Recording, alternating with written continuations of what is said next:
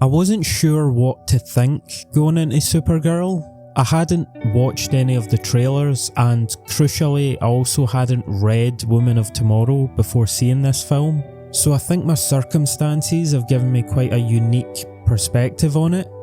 I know a lot of the criticism directed towards this movie comes from comparison to the original comic that it's supposed to be adapting, and Woman of Tomorrow is widely regarded to be a pretty peak Supergirl comic. I'll definitely be picking it up out of HMV when I next get paid.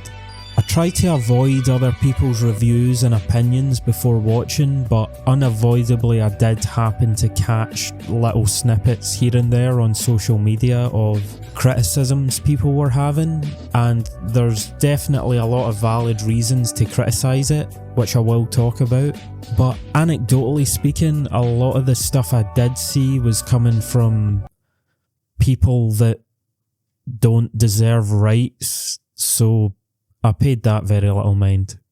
But I love James Gunn's Superman, as you well know, and I was excited to see that universe built upon further, and yeah, I thought it was decent. It definitely doesn't reach the heights of Superman 25, but that is a very high bar to clear, to be fair. It's directed by a different guy, Craig Gillespie, who I'm not familiar with, but ironically it felt very James Gunny to me. I got very strong Guardians vibes from it, and interestingly, like Star Warsy as well. Like OT Star Wars vibes. Am I tripping? Am I mad? In a coma? Or back in time? Oh, shut up, you bloody waste of space. There's a lot of like rustic, outer spacey stuff happening. This is the first proper look that we get at space in the new DC universe, and it's world built pretty nicely here. You've got a few different planets shown off, 100 different species of aliens going about everywhere. The world that we were introduced to in Superman is starting to feel a lot bigger. We're seeing the first steps towards a new cinematic universe here, and I'm ready for it, honestly. The art direction and set design I felt were good at showing all of that off. It has a much darker colour palette than Superman, or indeed Woman of Tomorrow, and I do get why it's pissed a lot of the original comics fans off, because what I have seen of that artwork is very like bright, visually striking, like gorgeous artwork. But as someone who didn't have that context going in, I wasn't critiquing it as an adaptation. I very much just went in ready for what the film was going to give me. And I actually felt as though the darker colour palette fit with the tone of the film for me. I genuinely think that if you brightened this film up, I would feel a sort of dissonance there. Narratively, the film surprised me a lot. It's rated 12A, but some of the themes and concepts it plays with are pretty dark for a 12A, and even just the world the movie sets itself in is pretty grim. I suppose there is some comic relief and lighter scenes to balance it out, but there are scenes in this film where you could swear you're watching something targeted at a much more mature demographic. Supergirl herself is characterised very well and gets quite a good character arc. That's my personal takeaway from this film. We're very much seeing the reckless, loose cannon from the end of Superman 25, kind of learning to become a hero or heroine. I've never liked that word, heroine.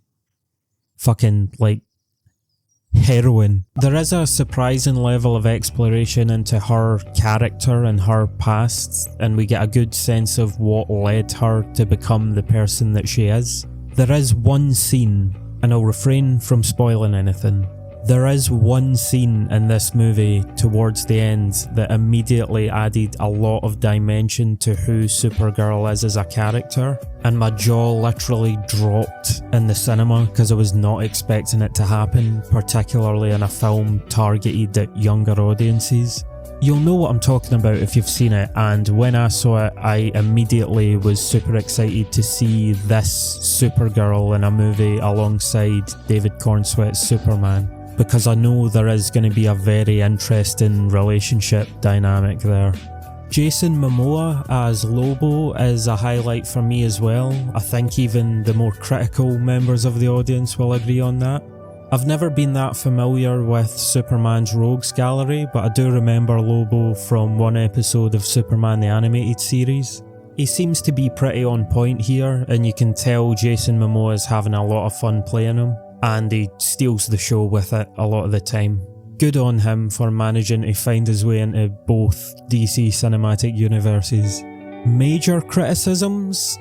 Not too many for me, honestly. I do think that the soundtrack in places was a bit forced. They are doing the whole Guardians bit of having like needle drops everywhere, and it really doesn't fit the tone, and a lot of the time it does kinda undermine what's happening on screen. Is the villain forgettable? Yes. And a lot of the time that can be a bullet in the head for a superhero film, but in this case I was kind of indifferent about it. The hook of the film for me was establishing Supergirl as a character and exploring her. So while the film definitely could have been elevated by having a more solid villain, it's not something that I think ruined the experience for me. Overall, I think Supergirl is a surprisingly deep movie that I had fun with. It's definitely overhated, this emerging narrative that the new DC universe is now dead in the water because of this movie, I think is a gross exaggeration. It's not Superman 25, but I didn't expect it to be, and that I think points to where a lot of the hate is coming from. I think fans of the comic were really expecting the comic going in, so audience expectations for this would have been pretty high. It's a movie that I don't think has lived up to its own hype, which can be a real box office killer.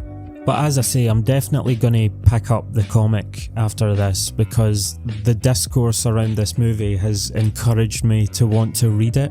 If it is literally just the plot of this film but done a lot better, I'll probably really enjoy it.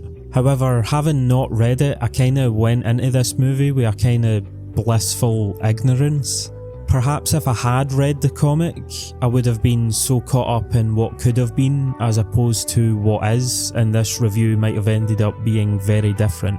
But if you are like me and you were just ready to watch the next chapter in the James Gunn DC universe, I think that Craig Gillespie's Supergirl is a good time. Right. Like, subscribe, fuck off.